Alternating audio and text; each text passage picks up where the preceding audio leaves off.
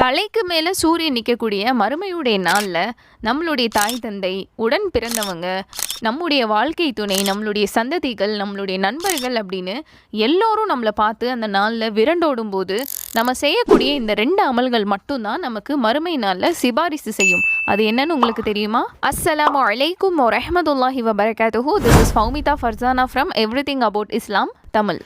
ரசூல் ஸல்லல்லாஹு அலைஹி வஸல்லம் சொல்கிறாங்க, நோன்பும் அல் குர்ஆனும் மறுமையில் ஒரு அடியானுக்காக பரிந்து பேசும். அல்லாஹ் கிட்ட நம்ம வைக்கக்கூடிய நோன்பு சொல்லுமா, நான் இந்த அடியான உணவு விட்டும் இச்சைகளை விட்டும் தடுத்திருந்தேன், எனவே இந்த விஷயத்தில் நீங்கள் பரிந்துரைங்க அப்படின்னு சொல்லும்.